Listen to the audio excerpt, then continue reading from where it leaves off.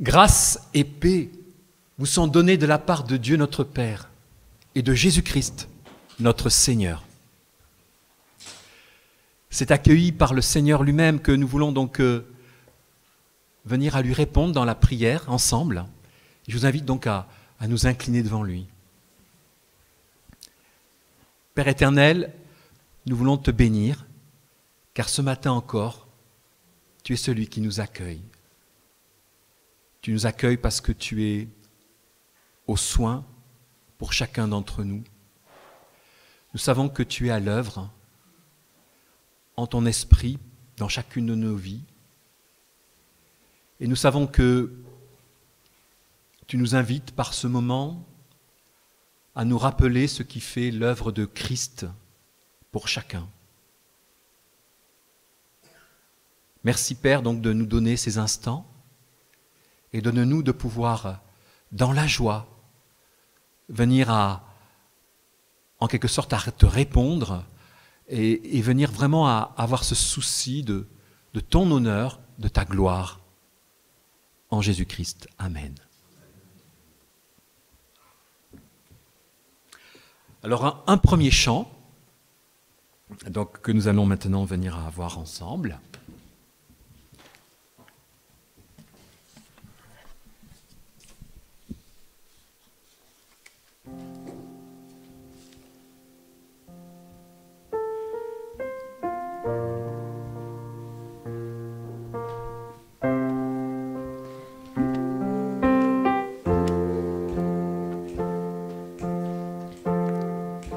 Nous voici, Seigneur,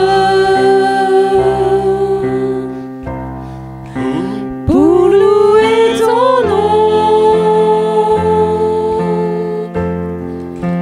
et pour te donner le meilleur de nos dons, notre amour pour toi.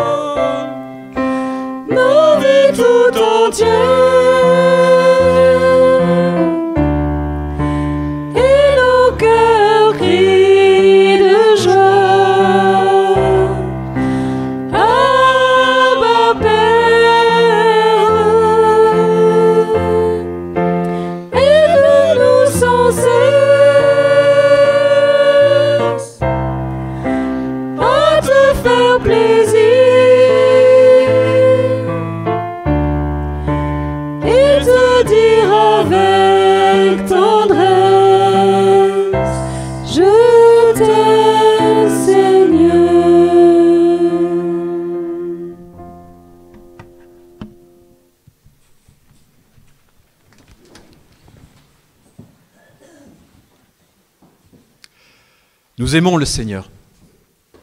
Et ce matin encore, nous sommes là pour nous rappeler pourquoi nous l'aimons.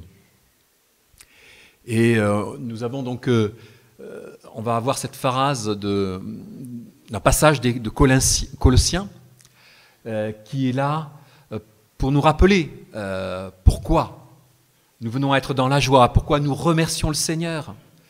Parce qu'il est ce Dieu qui a été, qui a agi, hein? Et il a agi de telle manière à ce que nous ayons part au bien donc qu'il réserve. Voilà, un Dieu qui a agi pour nous. Avant donc de venir à le louer, avant de pouvoir venir à le remercier, il faut d'abord être conscient que déjà, il a agi. Son action est quelque chose qui nous dépasse encore aujourd'hui. Et il convient pour nous, dans ce qui fait ce moment d'adoration, de louange, de réaliser que Dieu est tout-puissant. Et la dimension de sa toute-puissance fait qu'il agit encore aujourd'hui, qu'il agira demain. Mais il a agi de telle manière déjà en Jésus-Christ que nous ne pouvons qu'être bousculés, renversés et émerveillés. Alors ce matin, oui, on est dans la joie pour remercier Dieu de ce qui nous a rendus capables d'être des héritiers par Jésus-Christ. C'est quelque chose qui est posé, quelque chose qui est fait. Nous n'avons pas à le faire. Ça a été fait. Et je crois que, il faut que nous puissions encore aujourd'hui vivre dans cette dynamique posée dans l'histoire des hommes par Jésus-Christ. Nous ne sommes pas à la recherche de quelque chose que nous aurions encore à atteindre. Non. Nous avons dès à présent la possibilité de devenir ses héritiers. Nous sommes ses héritiers par l'œuvre de Christ. Il nous a rendus capables. Il a agi. Alors gloire lui soit rendue. Je vous propose donc de chanter là maintenant 2 chants. Nous t'adorons, qui sera suivi donc Je loue ton nom.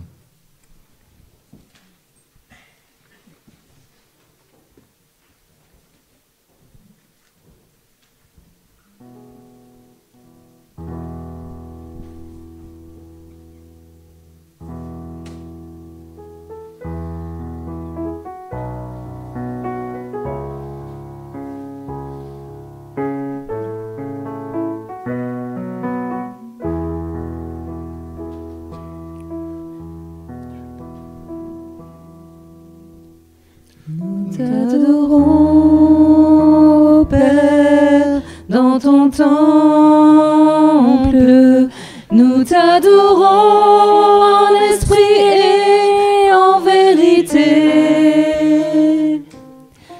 Tu habites nos louanges.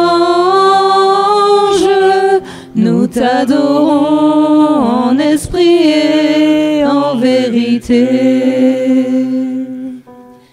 Car un jour près de toi vaut mieux que 1000 ailleurs. Je désire habiter dans ton temple.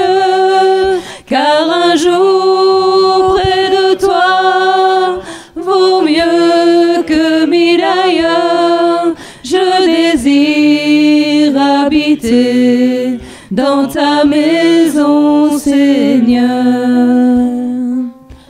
Nous t'adorons, Père, dans ton temple.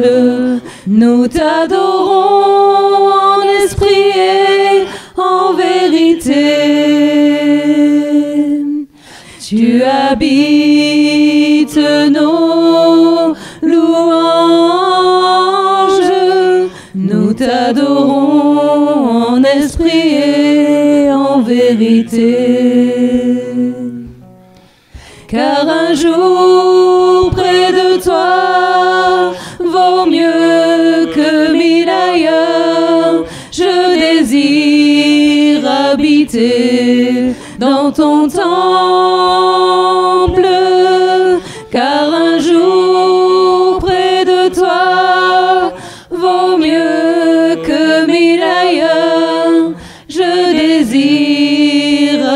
habiter dans ta maison, Seigneur.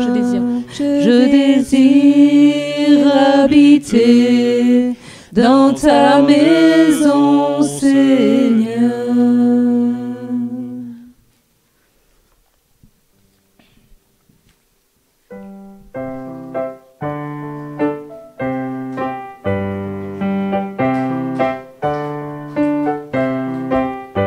Je loue ton nom éternel. Seigneur, je célèbre ta bonté. Quelle joie tu vis en moi. Quelle joie tu viens pour nous sauver. Tu viens du ciel sur la terre, montrer la voie de la terre à la croix. Payer pour moi de la croix jusqu'au tombeau et du tombeau jusqu'au ciel. Je loue ton nom éternel. Je loue ton nom éternel.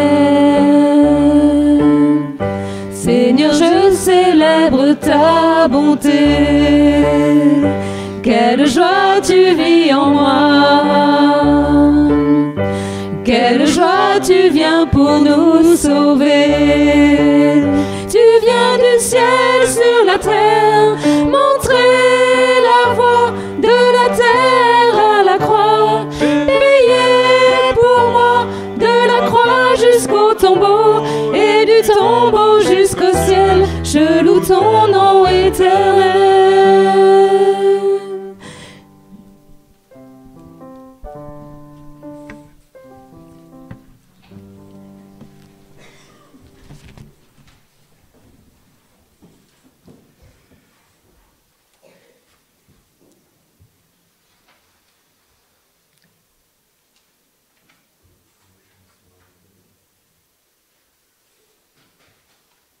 Nous avons évoqué que Dieu a agi. Son action donc consiste à nous arracher. C'est pas, ce geste est un geste pas anodin. C'est pas un petit geste. Et ça renvoie à la réalité que nous sommes prisonniers quelque part de la réalité de notre péché. Et cette parole donc de Colossiens, là encore, évoque de là où nous sommes en quelque sorte partis, de là où nous avons à partir en quelque part aussi. Et aujourd'hui encore, nous avons à être conscients de ce que ce n'est pas nous qui sommes sortis de la réalité du péché. C'est Dieu qui nous en a extraits. Et ce matin encore, nous avons à nous tenir donc humblement devant le Seigneur. Je vous propose donc de le vivre par la prière là maintenant.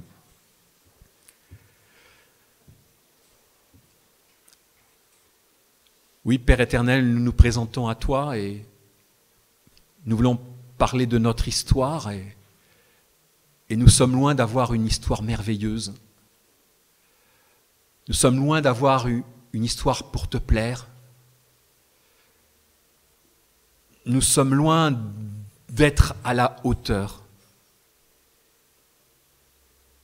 Et pourtant, tu es celui qui t'est intéressé à nous et qui nous a extraits de la réalité pécheresse. Tu veux nous donner avoir autre chose en perspective. Et ce matin encore, nous voulons simplement te dire que nous voulons compter sur toi. Ce n'est pas nos efforts qui peuvent représenter quelque chose, qui peuvent avoir de l'effet.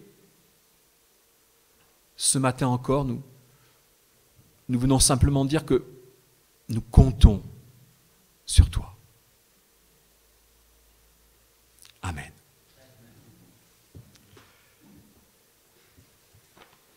Et je vous propose donc de chanter quelque chose qui va nous préparer à la suite. et qui, dans tes bras d'amour.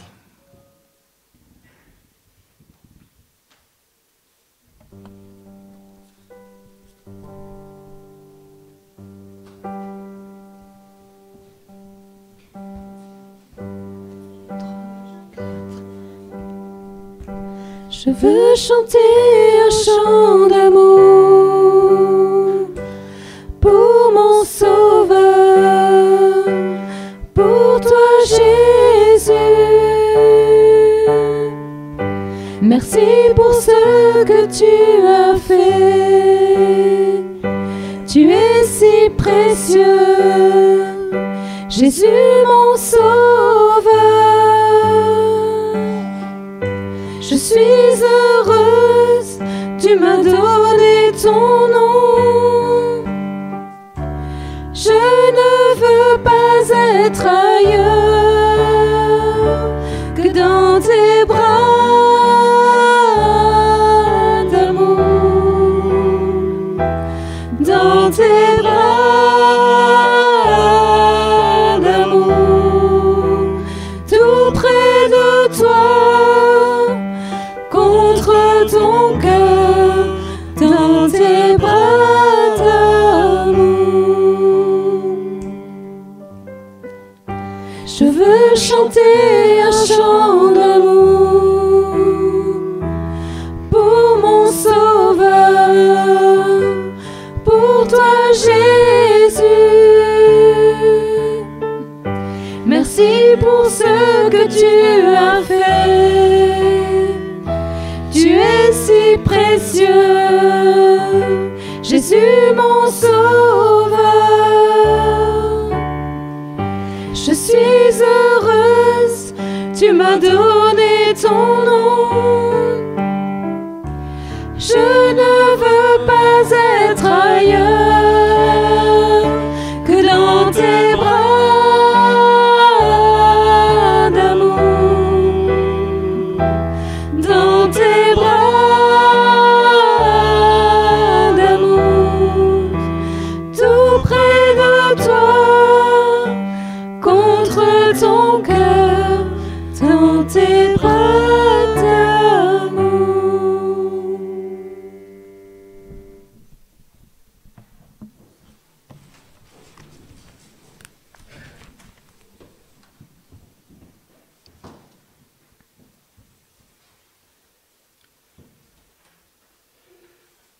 Toujours dans cette suite de la passage aux Colossiens,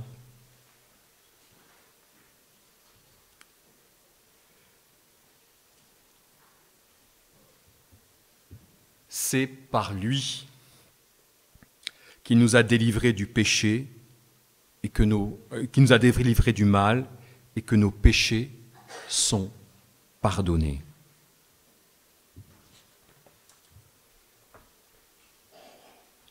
Il y a des verbes forts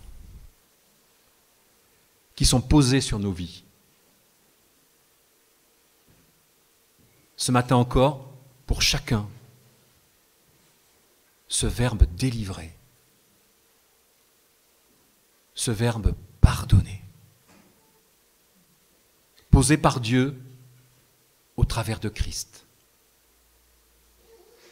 Est-ce que nous en comprenons tout le sens ? Est-ce que nous sommes bouleversés à réaliser ce n'est plus comme avant, qu'il y a donc maintenant quelque chose qui est passé. Il est important pour nous de vivre nos existences avec la réalité de l'œuvre de Christ qui fait que on bascule. Il y a les réalités de nos péchés, la réalité de nos passés. Mais nous sommes délivrés, pardonnés. Et le Christ, donc, selon la volonté de son Père, nous ouvre une nouvelle voie dans laquelle finalement maintenant nous marchons. Mais c'est vraiment une nouvelle voie. Nous ne pouvons pas retourner en arrière et à la réalité passée. Nous sommes appelés à aller vers le Père. Ce matin encore, l'occasion pour nous de nous réjouir et de percevoir la puissance qu'il y a pour nous et le fait que nos vies ne peuvent pas rester les mêmes de par la réalité de ce que Dieu y a posé par Jésus-Christ. Et quelque part, c'est vrai que c'est une vie de victoire. Voilà ce à quoi chacun est appelé. Amen. Et nous allons donc chanter « Il est un lieu ».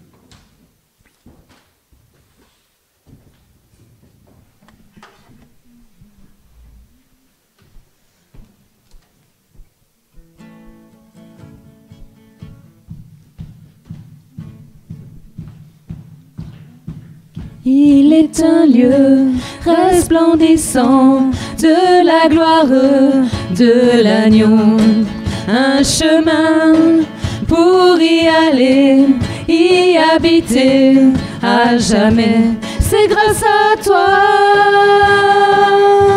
oui, grâce à toi, grâce à ton amour, grâce à ton sang. Plus de douleur, de tristesse, de souffrance, plus de pleurs, plus de péché, de maladie, d'injustice, plus de mort. C'est grâce à toi, oui, grâce à toi, grâce à ton amour, grâce à ton sang. Tous nos péchés sont effacés et la vie éternelle devient notre espérance. C'est grâce à toi, oui, nous te verrons face à face. Nous danserons ensemble dans la cité de Dieu. Oui, grâce à toi, c'est grâce à toi. Oui, grâce à toi, grâce à ton amour, grâce à ton sang, tous nos péchés sont effacés et la vie éternelle devient notre espérance. C'est grâce à toi, oui, nous te verrons face à face. Nous danserons ensemble dans la cité de Dieu. Oui, grâce à toi.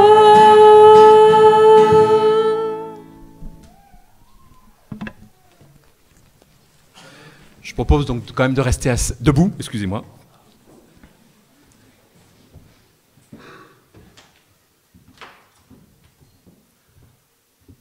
En communion donc avec l'Église universelle, nous voulons confesser notre foi. Je crois en Dieu, le Père Tout-Puissant, Créateur du ciel et de la terre. Je crois en Jésus-Christ, son Fils unique, notre Seigneur, qui a été conçu du Saint-Esprit et qui est né de la Vierge Marie. Il a souffert sous Ponce Pilate, il a été crucifié, il est mort, il a été enseveli, il est descendu aux enfers. Le troisième jour, il est ressuscité des morts, il est monté au ciel, il siège à la droite de Dieu, le Père Tout-Puissant. Il viendra de là pour juger les vivants et les morts. Je crois en l'Esprit Saint, je crois à la Sainte Église universelle, la communion des saints, la rémission des péchés, la résurrection de la chair et la vie éternelle. Amen. Voilà. Je vous invite à vous asseoir. Nous aurons donc maintenant le temps de l'offrande. Et pendant que nous vivrons ce temps de l'offrande, nous aurons donc un chant, offrons au Seigneur.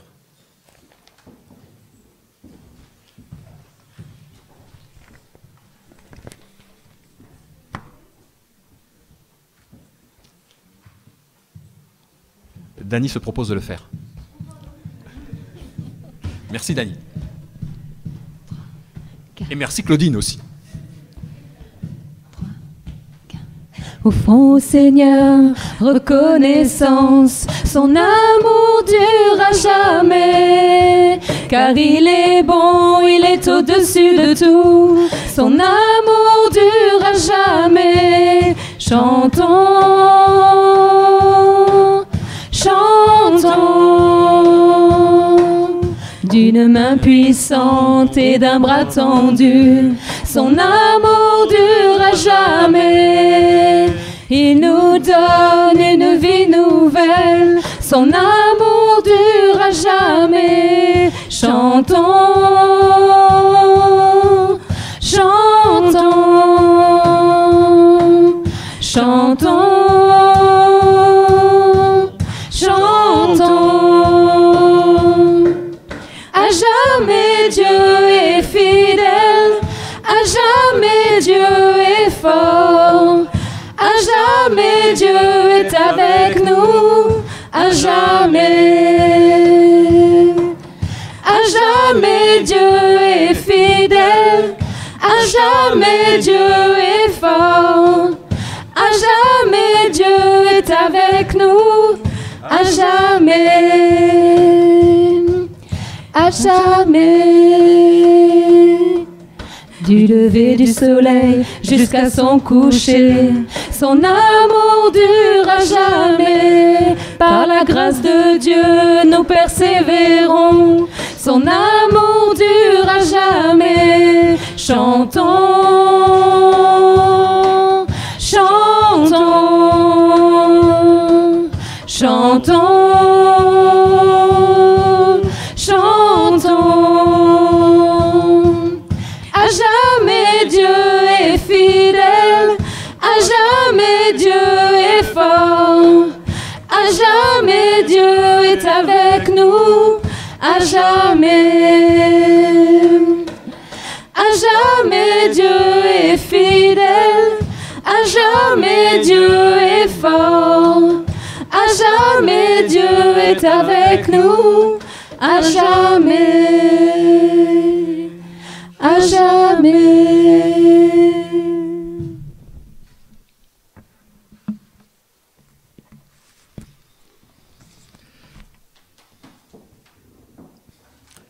Je vous invite maintenant à écouter donc la parole.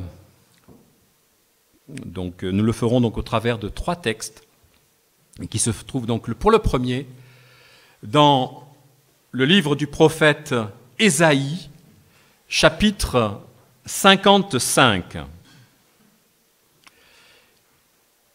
Livre du prophète Ésaïe, chapitre 55,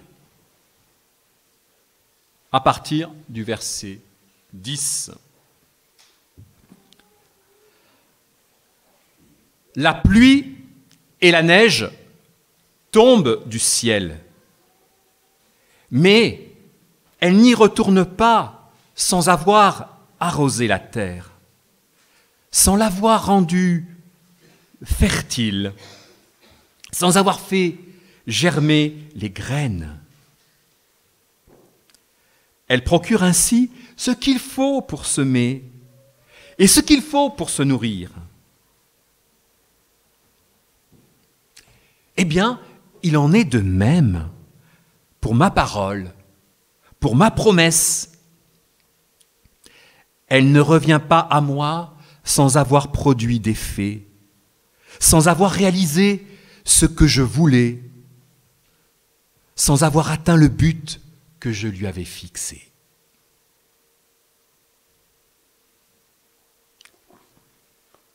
c'est dans la joie que vous quitterez Babylone, et dans la paix que vous serez ramenés chez vous. Devant vous, montagnes et collines éclateront en cris de joie, et tous les arbres des campagnes battront des mains pour applaudir.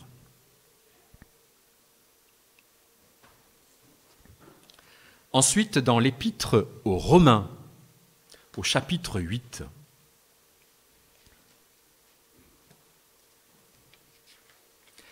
dans ce chapitre 8, je lirai à partir du verset 18.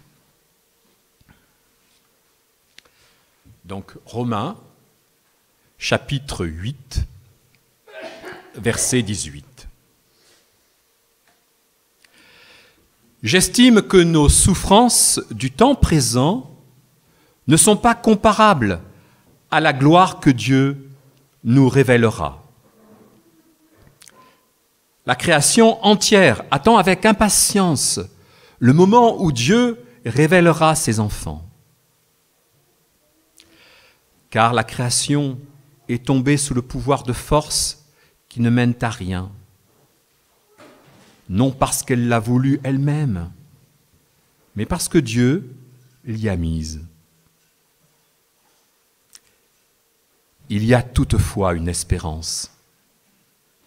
C'est que la création elle-même sera libérée un jour du pouvoir destructeur qui la tient en esclavage, et qu'elle aura part à la glorieuse liberté des enfants de Dieu. Nous savons en effet que maintenant encore la création entière gémit et souffre comme une femme qui accouche. Mais pas seulement la création. Nous qui avons déjà l'Esprit Saint comme première part des dons de Dieu,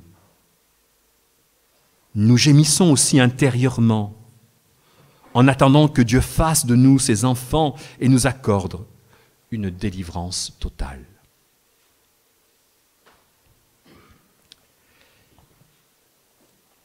Et pour terminer, l'évangile de Matthieu, chapitre 13.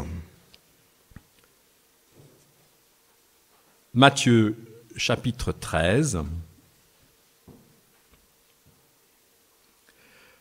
Et dans ce chapitre 13, qui est le troisième ensemble, en quelque sorte, de discours que l'on a pour l'évangile de Matthieu,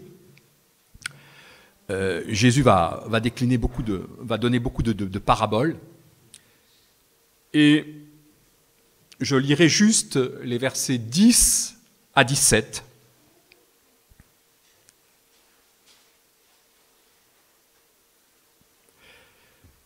Donc, chapitre 13 de Matthieu, verset 10. Les disciples s'approchèrent alors de Jésus et lui demandèrent : « Pourquoi leur parles-tu en paraboles ?» Il leur répondit : « Vous avez reçu, vous, la connaissance des secrets du royaume des cieux, mais eux ne l'ont pas reçu. Car à celui qui a quelque chose recevra davantage, et il sera dans l'abondance. Mais à celui qui n'a rien, on enlèvera même le peu qui pourrait lui rester. C'est pourquoi j'utilise des paraboles pour leur parler, parce qu'ils regardent sans voir et qu'ils écoutent sans entendre et sans comprendre. Ainsi s'accomplit pour eux la prophétie exprimée par Ésaïe en ces termes. Vous entendrez bien, mais vous ne comprendrez pas. Vous regarderez bien, mais vous ne verrez pas. Car ce peuple est devenu insensible, ils se sont bouchés les oreilles, ils ont fermé les yeux, afin d'empêcher leurs yeux de voir, leurs oreilles d'entendre, leur intelligence de comprendre. Et ainsi, Ils ne reviendront pas à moi pour que je les guérisse, dit Dieu. Quant à vous, heureux êtes-vous, vos yeux voient et vos oreilles entendent. Je vous le déclare, c'est la vérité. Beaucoup de prophètes et de gens fidèles à Dieu ont désiré voir ce que vous voyez, mais ne l'ont pas vu, et entendre ce que vous entendez, mais ne l'ont pas entendu. Jusque-là, donc, la lecture de la parole de Dieu, que le Seigneur nous bénisse à travers elle. Amen. Alors, justement, on va reprendre une parole d'Ésaïe au travers d'un chant. Je vous propose donc de chanter alors, comment c'est déjà ça ? Vous bondirez de joie.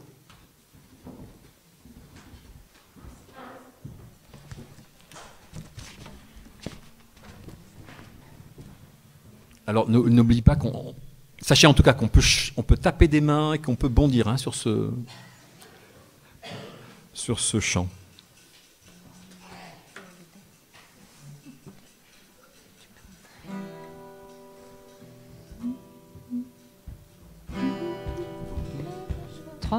Vous bondirez de joie, vous marcherez en paix, montagnes et collines éclatées de joie, et la nature entière et tous les arbres des champs battront des mains, et tous les arbres des champs battront des mains, les arbres des champs battront des mains, les arbres des champs battront des mains. Quand Dieu vous conduira, vous bondirez de joie, vous marcherez en paix, montagnes et collines éclatées de joie, et la nature entière et tous les arbres des champs battront des mains, et tous les arbres des champs battront des mains, les arbres des champs battront des mains, les arbres des champs battront des mains, quand Dieu vous conduira.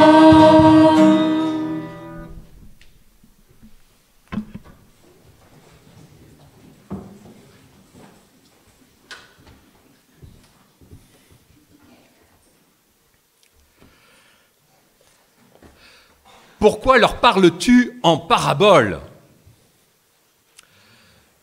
Alors Jésus va répondre à cette question. Question qui vient de qui ? De ses disciples. Et lorsqu'on réfléchit à ce que Jésus va dire par la suite à cette question, que découvrons-nous ? C'est ça l'enjeu pour nous encore aujourd'hui. Alors, au départ, on a une question des disciples sur les autres, en quelque sorte.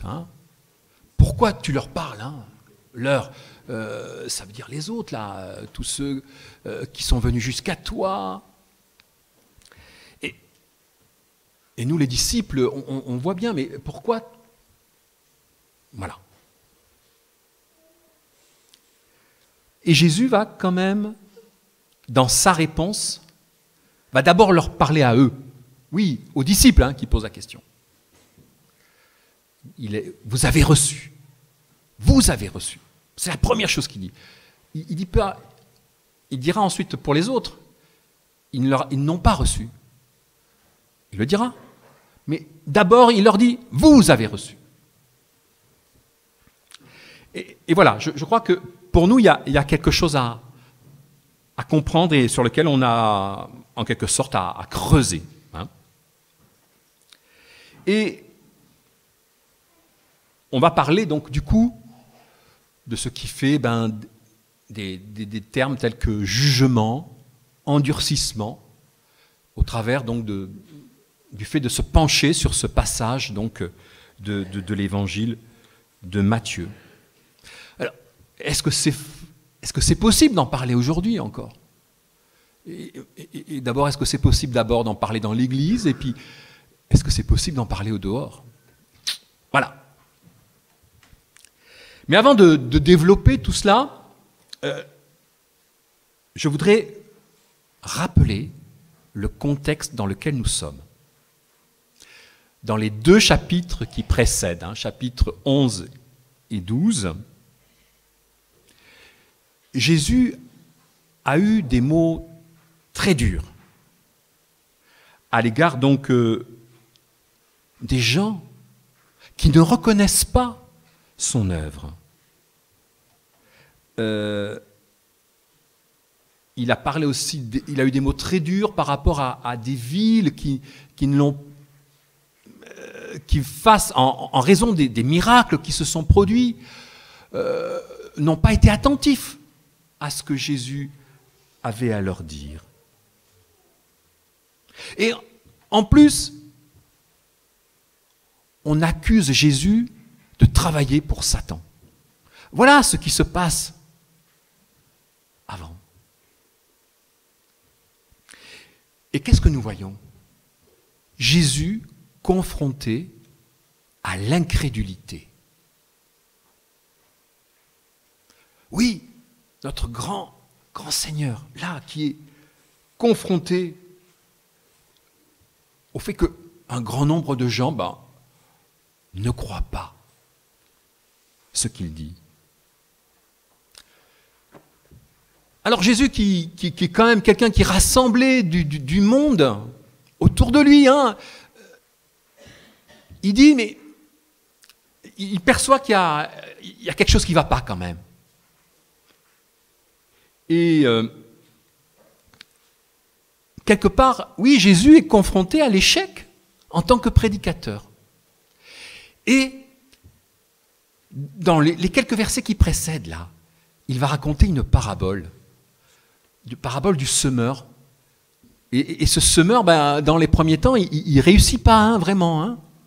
Ça tombe sur le chemin, ça tombe dans les épines, ça tombe sur des endroits pas terribles. Voilà, donc il y a la réalité de l'échec. Et puis, oui, il y a quand même le fait qu'il y a un grain qui va donner 30, un autre qui va donner 60, un autre 100. Mais c'est tout à la fin, c'est... Voilà.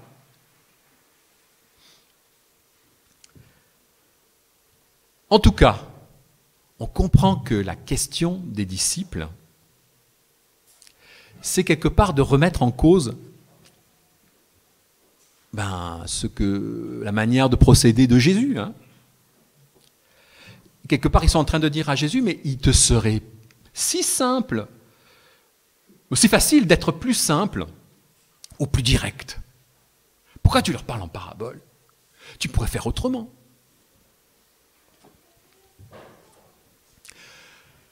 Alors intéressons-nous donc à sa réponse maintenant. Et quelque part, à ceux qui l'ont interrogé, Jésus répond directement à eux. Vous d'abord. Il ne va pas parler des autres, il les parlera ensuite, mais vous d'abord. Vous êtes concernés, vous avez reçu. Il vous a été donné, selon les versions. Alors, reçu, donné, mais au bout du compte, ça remet en cause peut-être l'impression, peut-être chez les disciples, que voilà, ils ont une capacité, ils ont des potentialités. Non. Vous avez reçu, il vous a été donné. C'est la première chose qui est à percevoir pour ceux qui posent des questions sur les autres. D'abord vous, on va d'abord parler de vous, et ne faites pas preuve d'orgueil, en quelque sorte. Il vous a été donné, vous avez reçu. Ce n'est pas vous qui l'avez fait surgir comme ça. Voilà, et ça c'est essentiel dans ce qui fait notre manière de vivre. Nous devons d'abord être conscients de tout ce que nous recevons. Du coup, nous sommes dans la reconnaissance. Et la place de la reconnaissance dans nos vies, ce n'est pas une petite place. Ce n'est pas juste un merci pour les aliments au début du repas. Non mais, notre vie, elle n'est faite que de reconnaissance.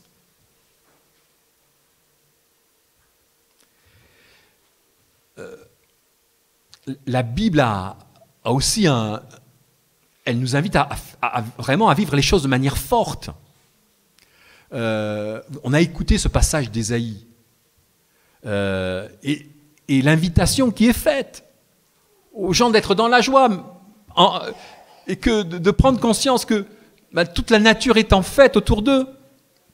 Et comment à ce moment-là ne pas être soi-même? Vous savez que la joie c'est quelque chose de communicatif. Comment ne pas la vivre? Alors voilà, nous sommes interpellés aussi pour savoir quelle est la place de la reconnaissance dans nos existences, quelle est la place de la joie dans nos vies de foi. Et pourquoi tout cela? Parce que l'œuvre de Dieu n'est pas une petite œuvre, mais c'est quelque chose de grandiose. Dieu ne donne pas qu'un peu. Il comble d'une manière qui nous dépasse. Et dans ce passage, même où Jésus parle à ses disciples, vous avez reçu, il vous a été donné, mais il est aussi question du fait qu'en effet, c'est pas qu'un peu, c'est beaucoup. En abondance, il est question aussi. Et puis, il y a ce grain capable de produire de manière extraordinaire. On voit bien que la notion d'abondance, alors que c'est vrai que Jésus pourrait peut-être être influencé par la réalité de l'échec, les gens qui sont là présents, mais qui ne reprennent pas pour eux ce que Jésus leur dit. Donc pour Jésus, il y a quand même quelque chose d'un peu compliqué, un peu difficile, mais n'empêche qu'il va quand même aussi parler de l'abondance et de ce qui se passe dans la vie des gens, de certains, de voilà, ils sont capables de produire 30, d'autres 60, d'autres 100. Mais voilà. Là, il y a cette capacité qui est du coup donnée à produire à un moment donné. Et Christ ne l'a pas évacué, ne l'a pas perdu de vue. Certes, il est dans une situation compliquée, mais il est aussi en capacité à s'émerveiller de ce qui peut être l'œuvre de l'esprit aussi dans la vie des gens. Et Dieu est à l'œuvre de manière puissante par son esprit. Et nous ne l'oublions pas, et nous voulons donc l'affirmer. Ça veut dire que dans ma propre vie, je dois réaliser que Dieu doit faire son œuvre par son esprit. Et que son projet n'est pas, je le répète, juste un peu une sorte de lifting, mais une transformation complète. Et il faut parfois aussi accepter de laisser certaines manières de voir, vraiment de laisser de côté ce qui ne vient pas de Dieu, pour intégrer vraiment ce qu'il m'accorde, ce qu'il donne.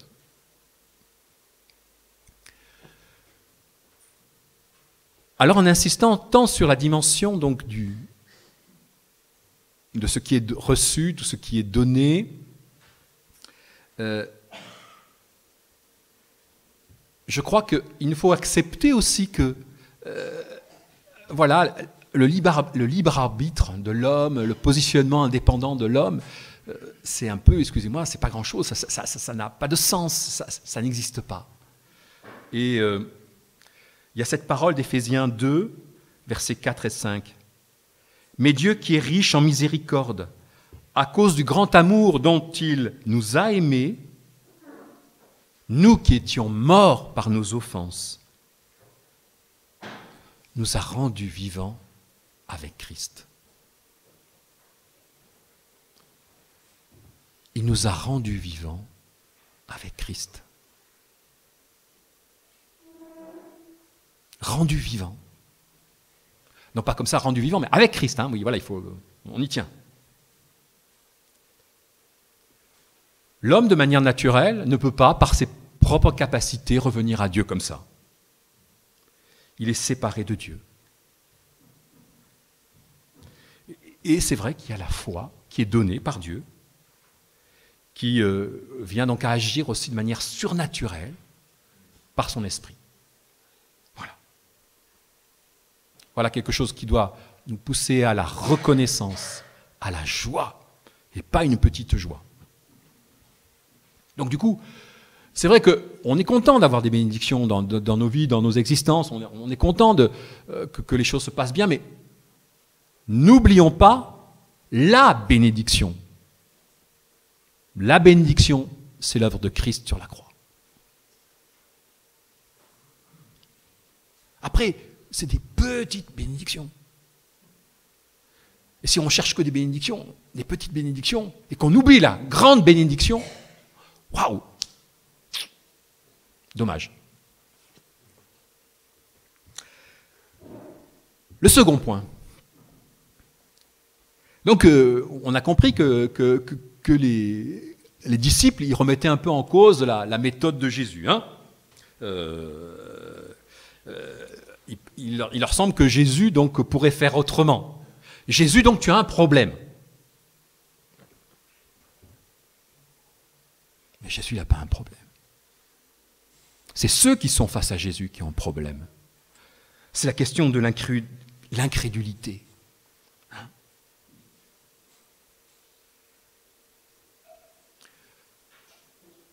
C'est pas le message.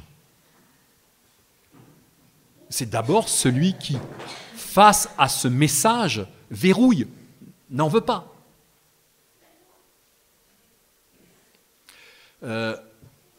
Au bout du compte, on peut en effet avoir une apparence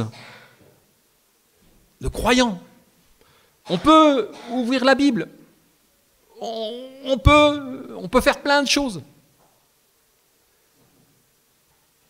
Et tous ces contemporains de Jésus, c'était des gens qui étaient attachés à la loi, qui venaient donc à s'y intéresser, qui venaient donc à donner de l'importance. Mais ils se servaient de la loi pour se dire, voilà, moi maintenant je suis en règle. Je fais ci, je fais ça, je suis en règle. Et ils ne se posaient pas d'abord en se disant, voilà, Seigneur, je suis devant toi, je réalise que je dépends totalement de toi et je veux m'être à l'écoute de ta loi.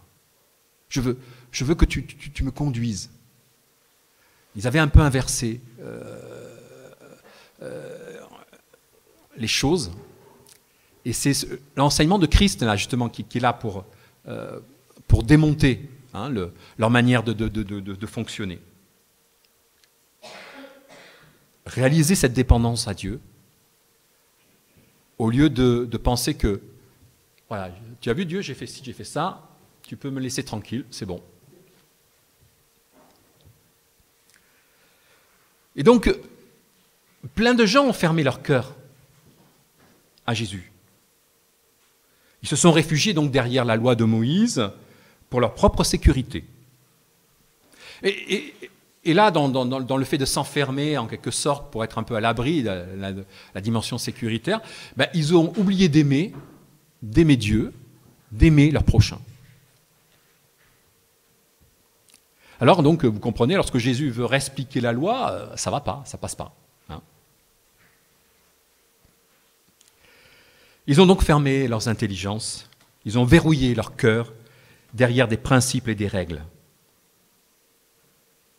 Alors le Christ, par son mode de communication, vient uniquement révéler, mettre à la lumière ce qui se passe dans le secret du cœur de ses contemporains.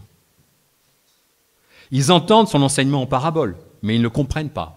Ils regardent les miracles du Christ, mais ils ne voient pas l'amour de Dieu derrière le miracle.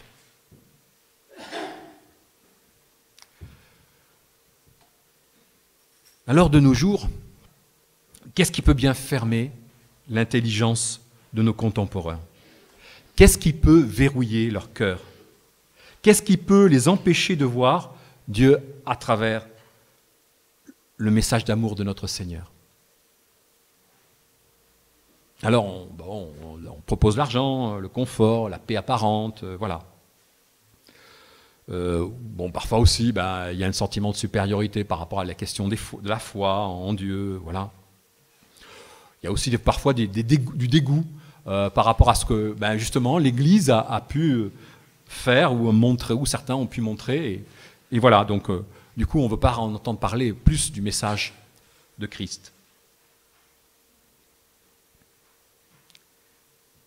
Et je crois que quand même, nous, en tant que témoins, il nous faut quand même accepter de chercher à comprendre. Nous, on n'est pas quand même on n'est pas le Christ, quand même. Et donc, nous, il nous est demandé quand même, me semble-t-il, une certaine compréhension. Voilà.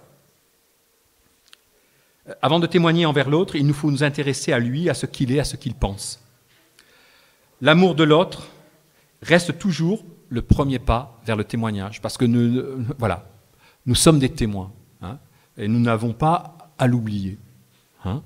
Et Christ nous a bien invités à être dans cette dynamique. Il ne nous a pas demandé d'être le petit cercle qui se retrouve juste le dimanche entre nous, là, bien, on est content, mais il nous a invités à être donc lumière du monde, à aller dans le monde et porter ce qui fait quand même la réalité de l'Évangile.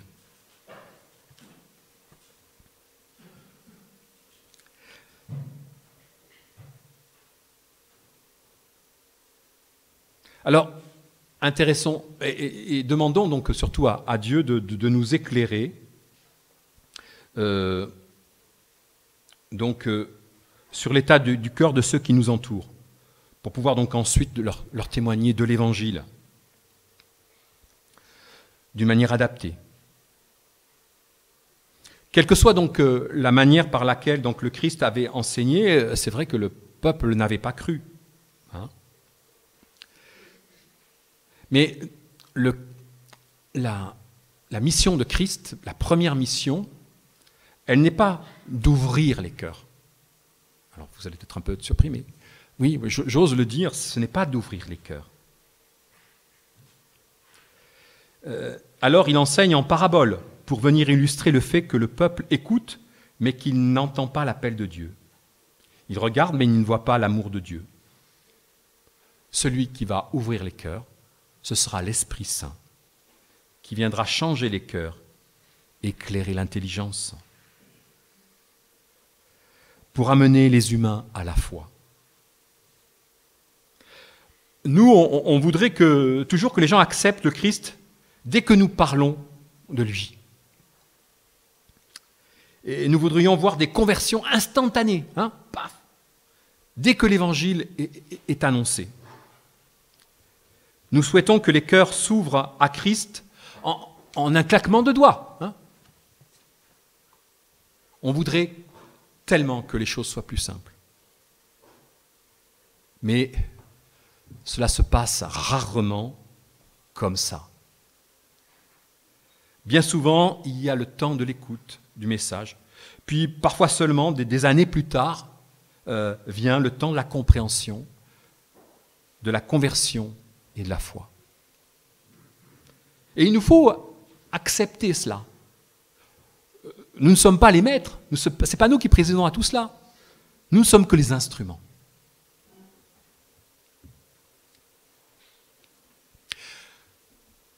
Alors Jésus a situé le problème donc, dans le cœur des gens, opposé, à l'opposé donc, de ses disciples.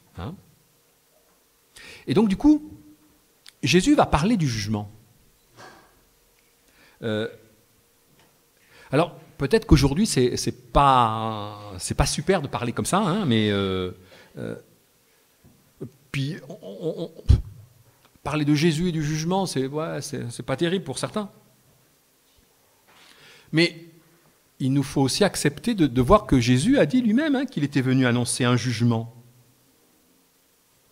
Je suis venu, alors Jean 9, verset 39, « Je suis venu dans ce monde pour un jugement, pour que ceux qui ne voient point voient, et ceux qui voient deviennent aveugles. » N'oublions pas que si l'œuvre de Jésus est de sauver, oui, Jésus va, parce qu'il accomplit sur la croix, il permet de comprendre, de percevoir que la réalité du salut est quelque chose maintenant qui prend place dans l'histoire de l'homme. Si le salut donc est le centre de l'action de Jésus, il y a également un élément qui va en dépendre, c'est le jugement.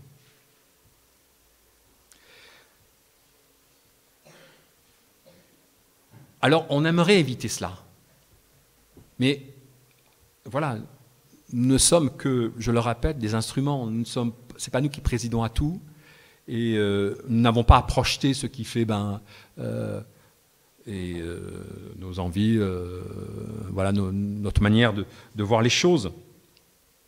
Et notre réalité n'a rien à voir avec celle qu'appréhende Dieu. Et voilà. Pourquoi dans notre projection donc d'un Dieu sauveur, on exclut la réalité d'un Dieu juge? Voilà. Bon, mais je crois qu'il faut comprendre qu'il n'y a pas de troisième voie proposée à l'humanité. Hein? Soit elle accepte le salut, soit elle va vers ce à quoi la dirige finalement depuis la réalité du péché. Et pourquoi nous faudrait-il envisager une troisième voie encore? Non, il n'y a que deux alternatives.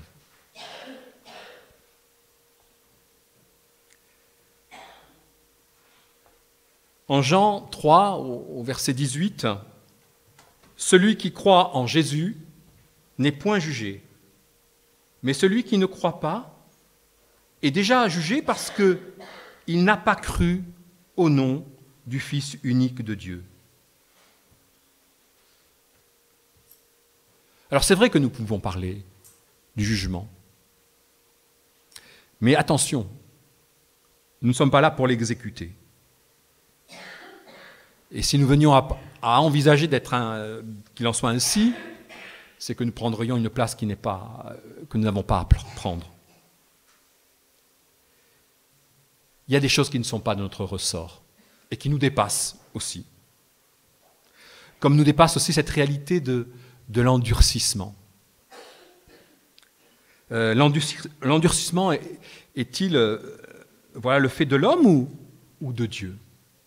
Pourquoi quelqu'un qui dit non va rester dans cette situation d'être dans le non à l'égard de Dieu?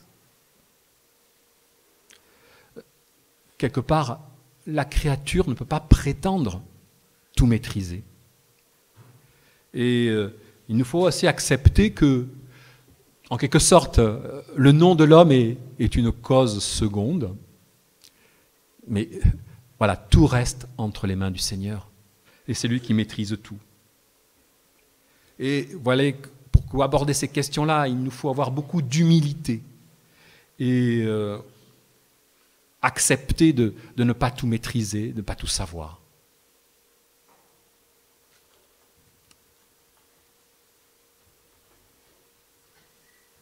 Alors en conclusion, il nous faut rappeler que ce que Dieu veut produire dans nos vies, ce n'est pas juste de la crédulité, mais véritablement donc la foi. La foi, c'est vraiment la confiance. La crédulité, c'est de savoir qu'il y a un Dieu qui est là, d'essayer de faire avec, mais ce n'est pas la foi, ce n'est pas le fait de se reposer totalement en lui. Il nous faut donc distinguer entre le fait de compter sur Dieu pour sa propre vie et le fait de lui faire confiance totalement. Il faut vraiment que nous n'ayons pas un rapport à Dieu en disant, mais voilà, je sais que tu existes, j'aimerais que tu m'organises bien ma propre petite vie. Non. Nous sommes là pour donner notre vie à Dieu. Et je tiens à vous dire que c'est pas si simple et c'est pas si évident d'emblée. mais voilà, donner totalement sa vie. Alors je voudrais terminer maintenant avec juste un verset qui se trouve dans la première épître de Pierre. Première épître de Pierre.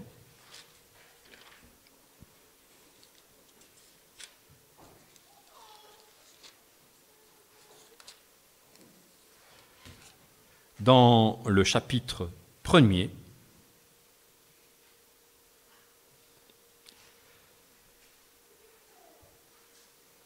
au verset 8.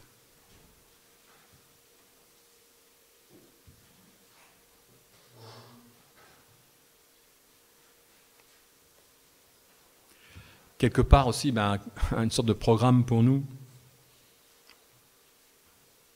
qui intègre la dimension de l'amour. Et lorsqu'on est dans l'amour, c'est qu'on est prêt à se donner totalement. Cette notion, elle est importante. Le rapport que nous avons à Dieu est un rapport d'amour. Pas un rapport de juste un respect ou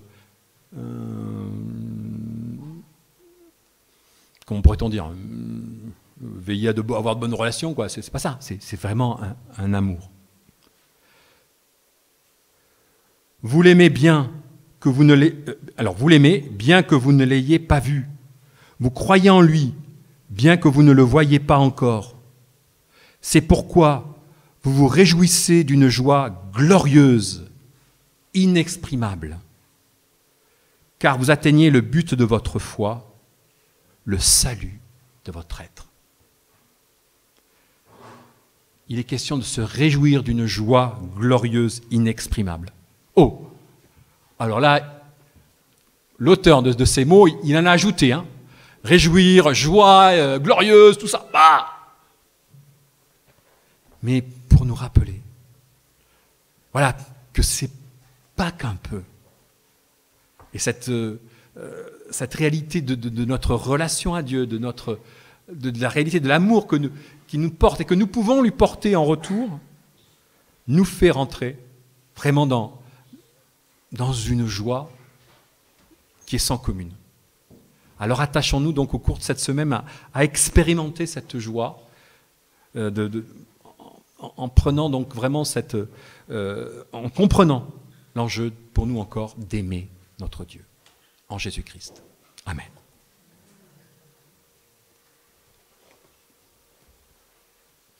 Alors on peut chanter Bénis Dieu. Je m'excuse parce qu'il a été oublié tout à l'heure, mais on va le mettre là. Merci.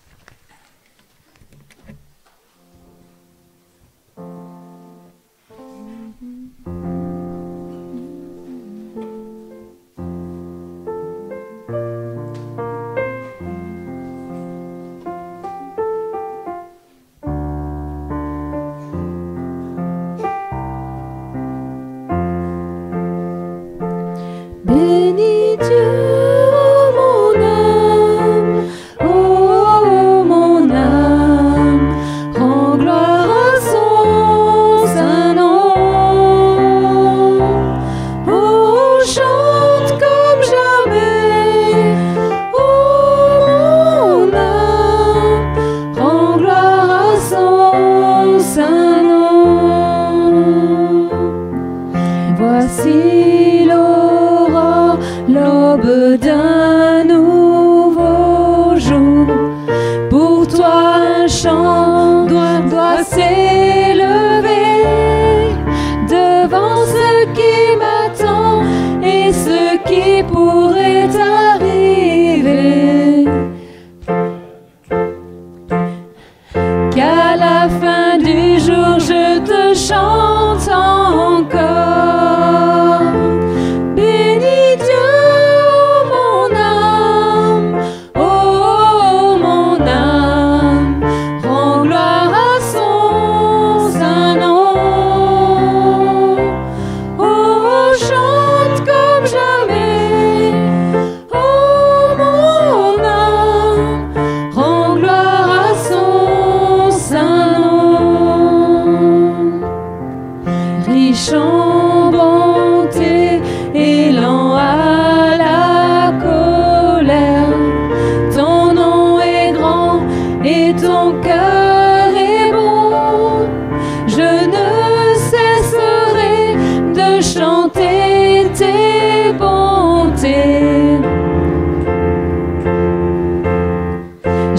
des milliers de raisons pour louer. Bénis Dieu, oh mon âme, rends gloire à son saint nom. Oh, chante comme jamais, oh mon âme, rends gloire à son saint nom. Un jour viendra, je n'aurai plus de force. Mon heure venue, la fin sonnera. Pourtant mon âme chantera tes louanges. Pendant des milliers d'années, oui, sans fin. Bénis Dieu, mon âme, oh mon âme, rends gloire à son saint nom. Oh, chante comme jamais, oh mon âme, rends gloire à son saint nom.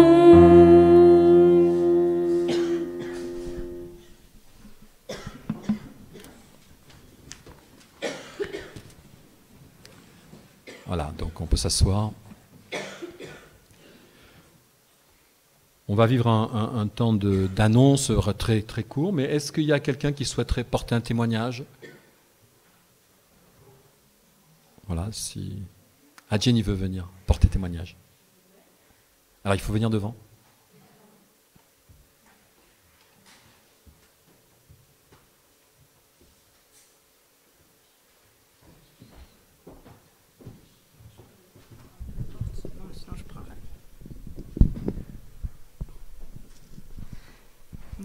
Ouais, merci.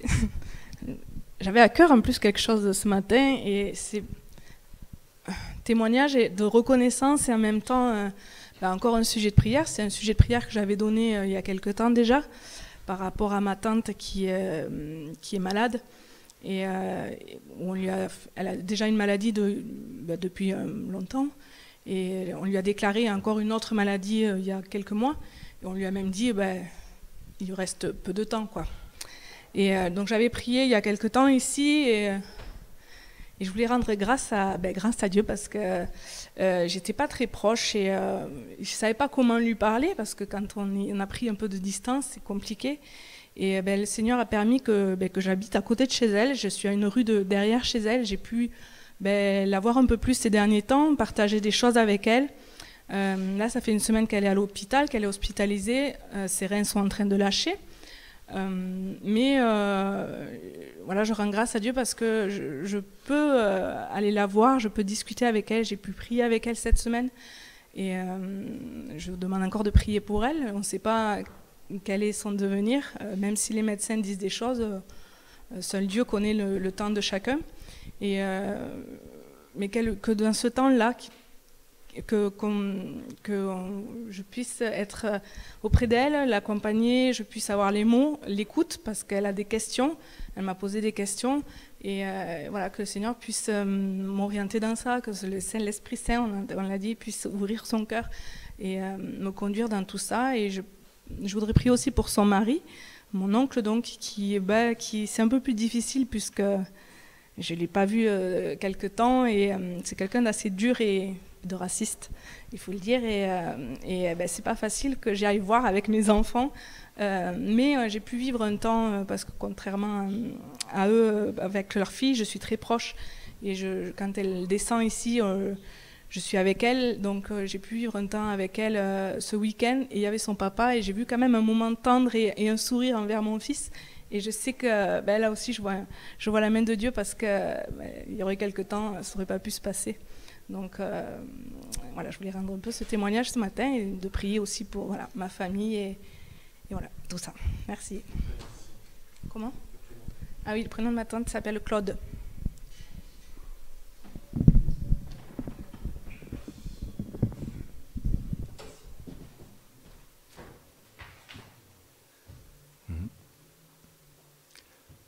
Alors juste, du coup, on va rappeler qu'il n'y a pas vraiment d'activité, donc en ce moment, puisque c'est la période estivale. Mais ça ne veut pas dire que nous n'avons pas, si nous n'avons pas de prière commune, nous n'avons pas d'activité commune, nous avons une prière à apporter les uns envers les autres. Et donc, le fait de mentionner Claude, là encore, pour Jenny, voilà, l'occasion de la porter au ciel, même dans la prière. Donc, nous aurons il y aura culte donc, dimanche prochain, à 10h30. C'est la seule activité communautaire. Avec donc à l'issue, comme aujourd'hui, donc un repas fraternel. Donc on partage donc ce que nous avons. Alors si même vous n'avez pas apporté quelque chose, on arrivera toujours à partager, il n'y a pas de souci. Vous pouvez rester. Voilà. Et normalement, il y a une affiche à voir, si c'est possible. Ah, je ne l'ai pas dit, les annonces.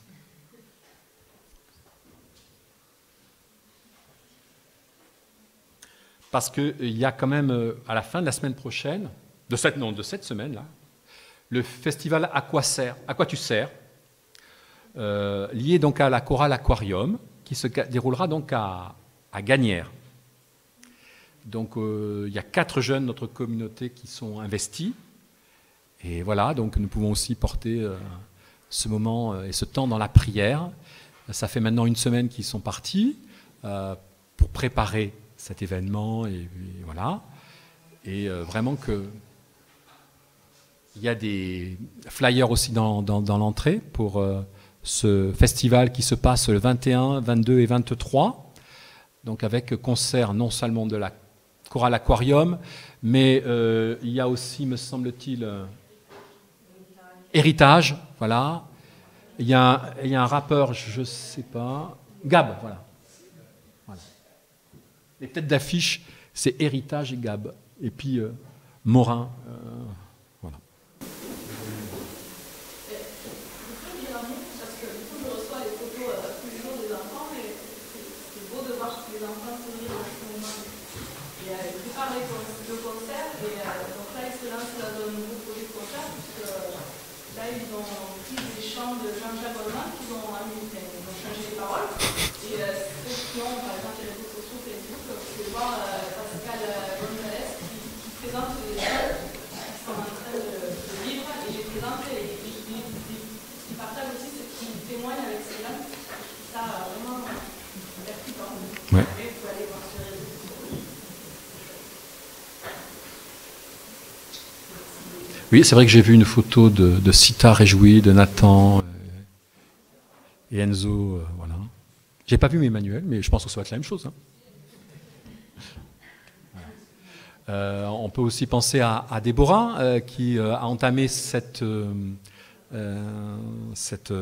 semaine, donc un camp, donc à la Bessède. On peut aussi donc la porter dans la prière, parce qu'elle a des responsabilités là, et puis il y a aussi une question de témoignage à l'égard des enfants. Voilà, donc Mathilde aussi, qui elle est à Grisa, qui a commencé, elle, la semaine avant. Voilà, on peut prier pour tous. Père éternel, nous voulons te bénir pour tout ce que tu nous accordes, et nous se rappelle de ce qui fait aujourd'hui encore l'œuvre de la croix, l'œuvre de Christ, cette œuvre qui est sans commune mesure, dont nous avons à réaliser encore l'impact dans chacune de nos existences. Voilà, nous ne pouvons pas dire que nous sommes habitués à ton amour, que nous sommes en capacité à le comprendre. C'est quelque chose qui nous dépasse et qui doit continuer à nous dépasser. Et permet donc à l'Église d'être touchée, d'être vraiment dans notre communauté, mais comme à l'Église universelle, d'être dans ce souci de partager la réalité de cet amour qui émane de toi, Père. Nous voulons t'apporter tous ceux que nous avons mentionnés tout à l'heure. Nous pensons donc à Claude, mais nous pensons à d'autres personnes qui sont touchées par la maladie.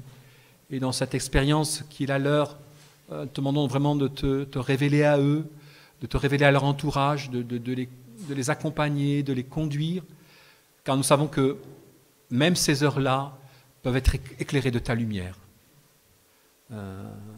Et nous voulons nous attendre aussi à ton œuvre puissante dans les corps aussi, Seigneur. Et nous osons te prier pour que tu interviennes là également. Nous voulons donc nous rappeler également que voilà, nous sommes avec des responsabilités. Et il est beau de voir ces jeunes qui sont dans la joie, mais je pense aussi parce qu'on leur a parlé aussi de ce qui faisait leur rôle et ce qu'ils ont à apporter, à communiquer, et vraiment parle dans les cœurs et donne-leur cette certitude d'agir pour ta gloire, comme pour nous tous, comme même les enfants ici présents, que tu donnes à tous la conviction que voilà, il faut œuvrer à ton œuvre merveilleuse. Nous voulons t'apporter nos autorités, notre société, te demander à ce que nous puissions vraiment vivre en paix et te demander de nous permettre d'être vraiment aussi justement, non pas dans la volonté de posséder, mais dans cette dimension du partage et dans le souci de rappeler que voilà, nous ne sommes pas les propriétaires ultimes. Nous sommes en quelque sorte que les locataires de cette terre sur laquelle tu nous as permis de prendre place. Et nous voulons maintenant ensemble te résumer toutes nos prières en celles que ton Fils nous a enseignées. Notre Père, qui es aux cieux, que ton nom soit sanctifié, que ton règne vienne, que ta volonté soit faite sur la terre comme au ciel. Donne-nous aujourd'hui notre pain de ce jour. Pardonne-nous nos offenses, comme nous pardonnons aussi à ceux qui nous ont offensés. Et ne nous soumets pas à la tentation, mais délivre-nous du mal, car c'est à toi qu'appartiennent le règne, la puissance et la gloire pour les siècles des siècles. Amen.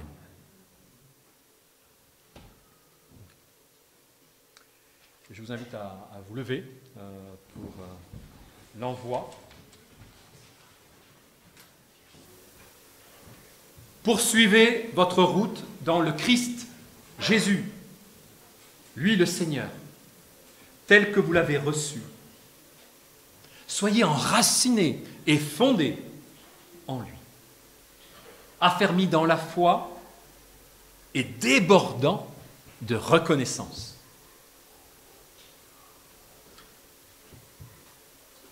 Et que le Dieu Tout-Puissant vous bénisse et vous garde, le Père, le Fils et le Saint-Esprit. Amen. Bon dimanche à tous. Et n'hésitez pas à rester pour partager avec nous le repas.